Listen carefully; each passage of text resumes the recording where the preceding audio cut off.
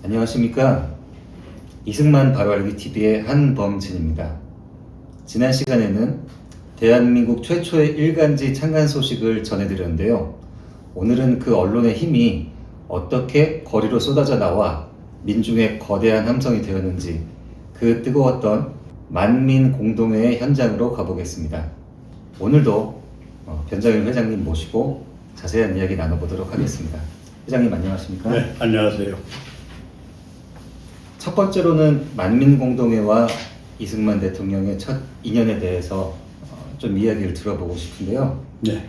이 집회에 연사로 나서게 된 특별한 계기도 궁금하고 네. 전반적인 부분에 대해서 설명해 주시면 감사하겠습니다. 만민공동회는 처음에 서재필 박사가 기획을 해서 당시 독립협회 회장이 을사오적으로 알려진 이완용이었습니다. 그래서 서재필과 이완용 두 사람이 기획을 해서 만민공동회가 열리게 되는데, 그때 윤치호라고 나중에 여러 가지 역할을 많이 하는 분입니다. 윤치호가 거기에 제동을 겁니다. 대중을 모아놓으면, 군중을 모아놓으면 시국이 시끄러워질 우려가 있다. 우리의 진실한 의사가 오히려 모함의 대상이 될 수 있다. 그러니까 원만하게 진행될 수 있는 방법을 찾아보자. 그래서 과격파들을 빼고 온건한 청년층을 연사로 하기로 결정을 합니다. 그래서 우선 청년층으로도 학생들 층으로 해서 배제학당에서는 이승만 그리고 홍정후라는 사람이 선정이 되고요. 그 다음에 경성학당이라고 있었는데 경성학당에는 개화파 사자인 현채라는 유명한 분이 계셨는데 그분의 아들 되는 현공영이라는 사람이 선정이 됩니다. 그래서 이승만, 홍정후, 현공영 세 사람이 연사가 됩니다. 그래서 이 세 사람이 연사가 됨으로 인해서 이승만 대통령이 비로소 독립협회와 인연을 맺게 됩니다. 당시 집회에 수많은 외국인들도 참여했다고 들었는데요.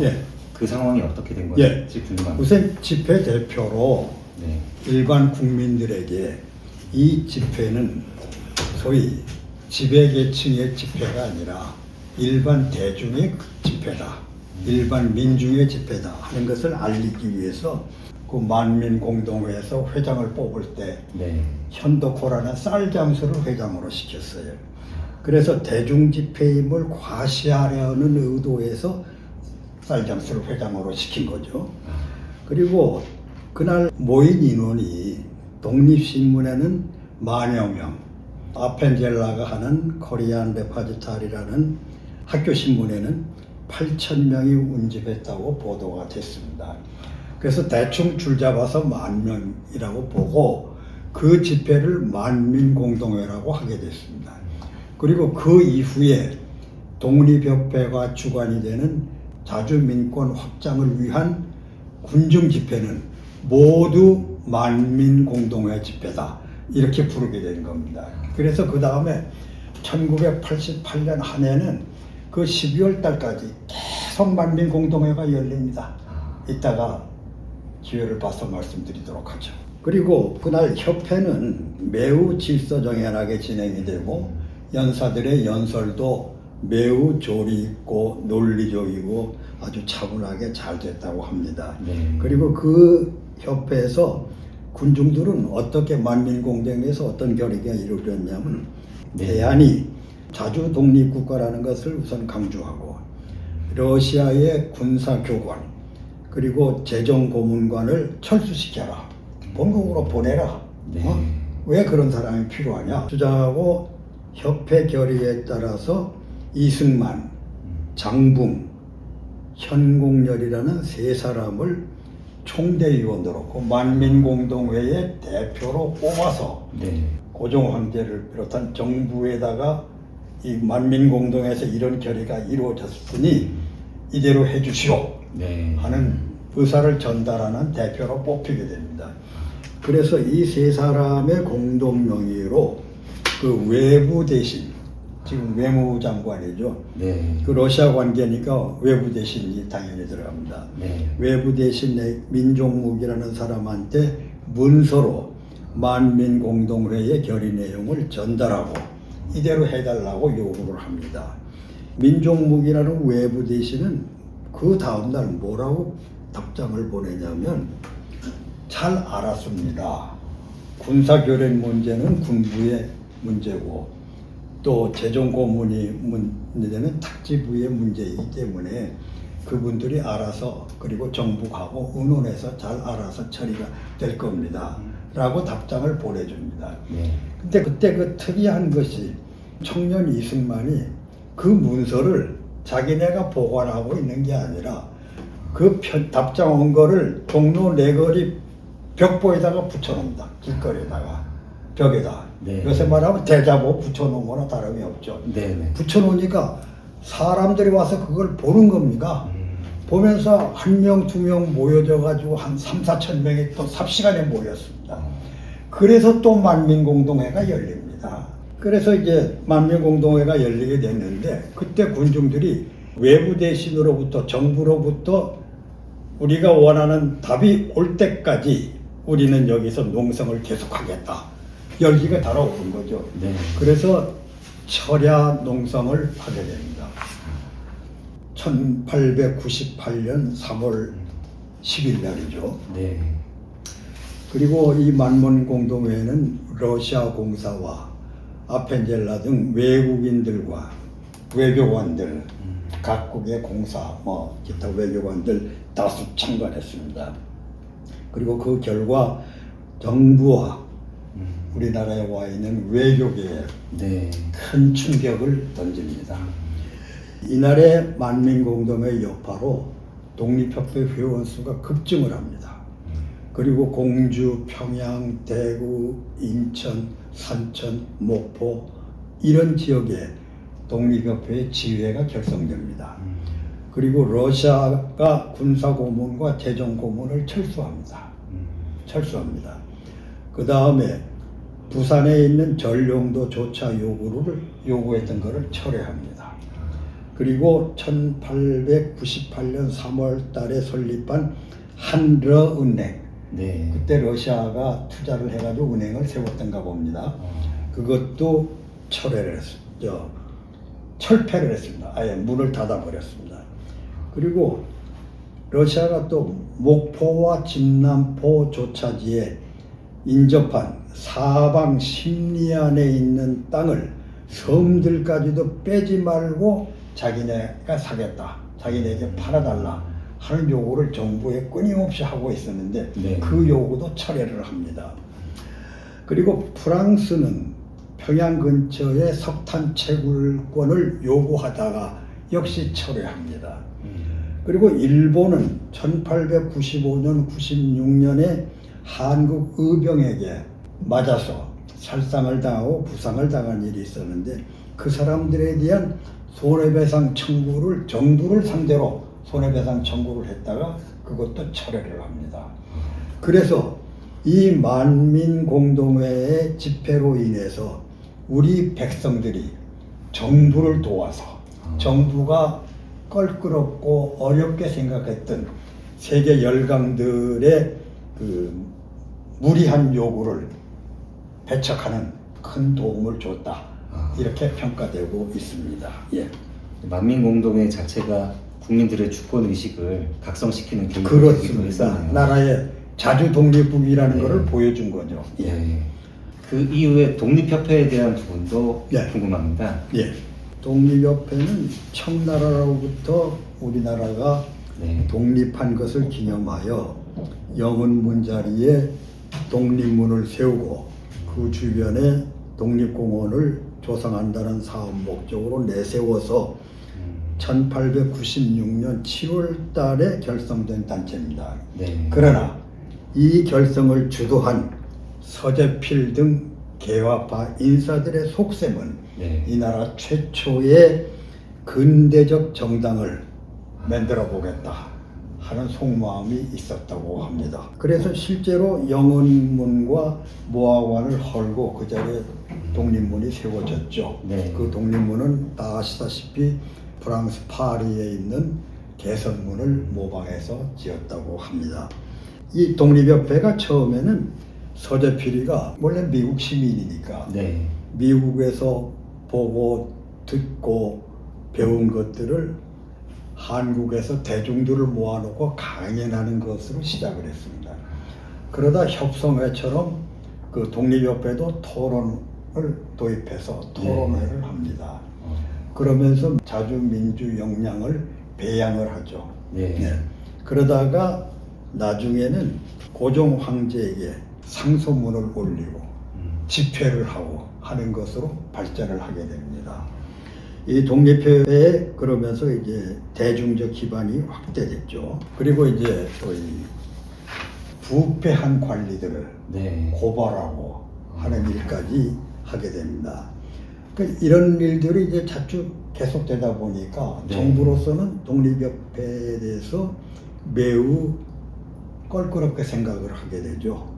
그러면서 이제 정부에서 보기에는 정부 관리들이죠. 대신들을 말하는 거죠. 고종 황제보다는.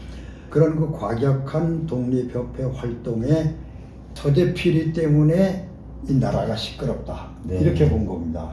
그래서 서재필이를 몰아내는데 합의가 이루어집니다.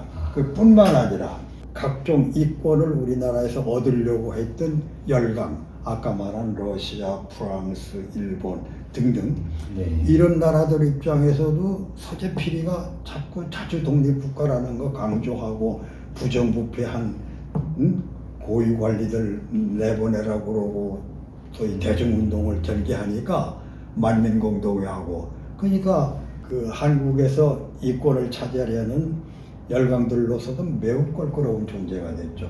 그래 그 사람들까지 의기투합을 합니다. 정부 네. 고위 관리들하고. 그래서 서재필이를 결국은 몰아냅니다. 그래서 1897년 12월 달에 서재필은 그 당시에 중추원 고문이었습니다. 미국인이기 때문에 중추원 의관은 안 되고 중추원 고문으로 월 당시 돈으로 300원씩의 고문료를 받고 있는 신분이었습니다. 근데 서재필은 그 사람은 철저하게 미국인 행세를 했는데 왜 그랬느냐 의문가죠. 네. 한국의 자주 독립을 외치는 사람이 지는 왜 미국인 신분을 유지하려고 그러고 미국인 행세를 했느냐. 네. 그것은 한국의 정세가 어지럽고 자기가 하고자 하는 일이 소위 관부에 정부로부터 미움을 받을 가능성이 있기 때문에 자기 신분을 보호하기 위해서 네. 나는 미국인이다 하는 것을 계속 강조한 거라고 그렇게 평가를 하고 있습니다. 그 이해가 되죠? 네, 예. 그렇습니다.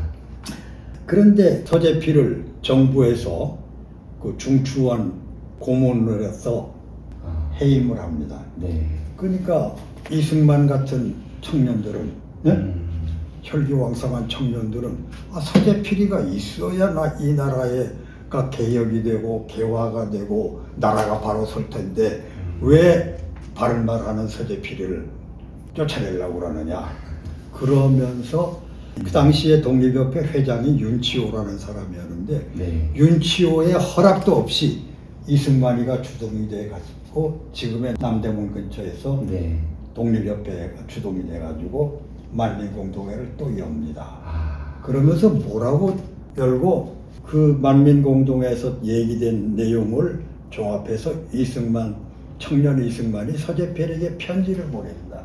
그 편지에 내가 뭐라고 했냐면 당신이 죽으면 썩어 없어질 이름을 천추에 만고에 길이 빛날 이름을 남길 수 있는 게 이 조국에 남아서 부모의 나라에 남아서 이 나라의 개화를 위해서 노력하는 것이 영원히 살 길이다.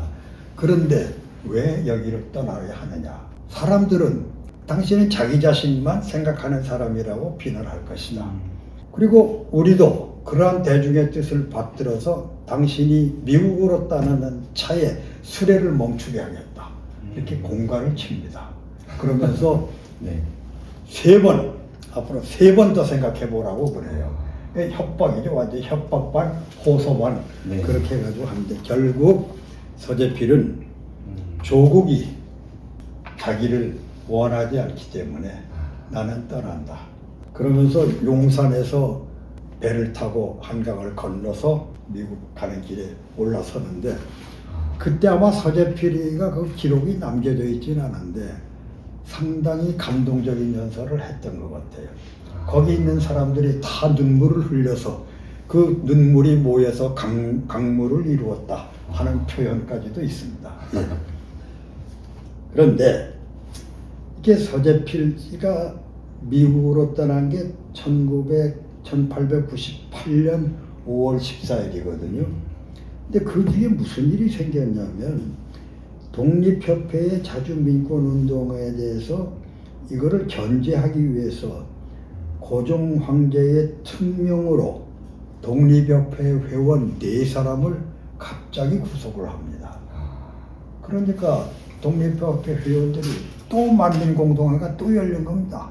일만 생기면 만민공동회 열렸으니까. 그래서 왜 뚜렷한 사유도 없이 이 4사람을 구속을 했느냐. 이 사람들이 구속시킨 이유를 밝혀라. 그리고 구속을 했으면 재판을 해야 될 거 아니냐. 왜 재판 안 하고 붙들고만 있느냐. 네. 재판을 해라. 그리고 그 사람에게 자기 입장을 설명할 수 있는 기회를 줘라. 요새 말로 인권의 시대 투철한 그런 요구죠. 그렇게 해서 계속 항의를 하고 집회를 하고 그럽니다. 그래서 드디어 고종 황제가 이 4사람을 석방을 시켜냅니다. 그게 6월 28일 날의 일입니다. 서재필 씨는 그 미국으로 떠나기 전에 자기가 운영하던 신문사, 네. 독립신문을 팔고자 5,000원에 내놨습니다. 근데 러시아가 10,000원 주고 살 테니까 우리한테 내놓으라 그랬습니다. 서재필은 러시아 사람들이 이 신문을 사겠다고 하는 데는 이 신문을 이용해서 자기네가 이권을 얻어내는데, 이권을 차지하는데 이용하고자 할 것이다. 따라서 러시아 사람들한테는 굶어 죽으면 죽었지 안 팔겠다. 이러고 팔질 안 합니다. 결국은 팔지를 못하고 윤치호에게 그걸 넘깁니다. 신문을 경영을 좀 해달라. 맡기고 서재필은 미국으로 떠났습니다. 그 뒤에 이 윤치호 씨가 신문사 경영을 잘했습니다. 잘해가지고 독립신문사도 일간지로 나중에 잘 발전이 됐고 또 독립협회 회장을 맡아서 윤치호가 또 열심히 활동을 해서 오히려 정부나 열강에 우리나라에서 이권을 차지하려고 노력했던, 그래서 서재필을 몰아내는 데 앞장섰던 외교관들의 의도와는 달리 오히려 독립협회 활동도 더 강해지고 또 독립신문도 더 잘 되고 그랬습니다. 당시에 정부가 얼마나 한심했느냐. 한 2가지만 더 얘기해도 괜찮을까요? 1898년 9월 달에 황실을 호위하는 외국인 용병부대가 갑자기 탄생을 했습니다. 그래서 9월 15일 날 30명이 외국인 용병들이 왔습니다, 서울에. 그 어떤 사람들이냐? 뭐 미국 사람도 있고 불란서 사람도 있고 뭐 여러 나라 사람들이 있는데 다 퇴역한 군인들입니다. 퇴역 군인들. 그 왔어요. 그때 독립협회는 9월 17일 날 긴급 특별회를 열어가지고 총대위원을 정부에 보내서 항의를 하기로 결정을 합니다. 이승만은 국내부라는 건 뭘까요? 요즘으로 말하면 행자부에 해당할까요? 뭐 그럴 것 같네요. 국내부에 보내는 총대위원으로 선정이 됩니다. 그러니까 이승만은 이미 그 독립협회 활동이나 여러 가지를 이미 자주민권 운동의 최전방 그 지도자의 한 사람으로 이미 컸습니다. 이미 그때 나이가 75년생이니까요. 23살 때거든요. 23살 때 이미 한국 정계의 거물이 된 겁니다. 네. 이게 국내부에 대포를 갔어요. 근데 이승만이 그때 대국신문 주필로서 논설을 썼어요. 용병부대 문제에 관해서 우리 입으로 동방예의지국이라고 하는 나라에 나서 성인의 경서도 읽고 인의예지, 효제충실을 안다는 사람들이 돼 이제 서양의 문명 개화도 실상을 짐작들을 하고 있는 시대에 사는 우리가 당장 당하고 있는 정황을 볼 때 어디다 비할 데 없는 사람들이 되고 말았다. 그러면서 임금이 백성을 믿지 못하여 외국 사람을 청하에다가 대고를 보호하는 일이 세계 어느 나라에 그런 일이 있겠느냐. 왕은 백성을 못 믿고 네. 백성들은 왕을 불신하고 이게 도대체 얼마나 부끄럽고 한심한 일이냐. 이런 게 장문의 논설을 씁니다. 결국은 고종 황제가 네. 이거를 철회합니다. 얼마 안 가서 바로 철회합니다. 철회해서 외국인 용병들 차비 줘가지고 일당 줘가지고 그냥 상해로 돌려보려고 합니다. 그런 일이 있었고요. 청년 이승만은 그 누구보다 투철한 애국심을 가지고 있었고 그랬었기 때문에 만민 공동회와 그리고 독립협회에도 많은 기여를 했었던 것 같습니다. 네. 오늘 정말 재미있는 말씀이었던 것 같아요. 그 1898년은 네. 독립협회의 활동, 네. 만민공동회의 활동이 극에 달했던 해입니다. 네. 그리고 거기에서 이승만은 여러 가지 역할을 합니다. 그 얘기를 다음 시간에 하는 걸로 하죠. 네, 알겠습니다. 오늘 또 귀한 말씀 주셔서 감사드리고요. 네. 다음 시간에 또 이어지는 내용 기대해 주시길 바랍니다. 네. 그러면 저희는 다음 주 이 시간에 또 다시 뵙도록 하겠습니다. 네. 감사합니다.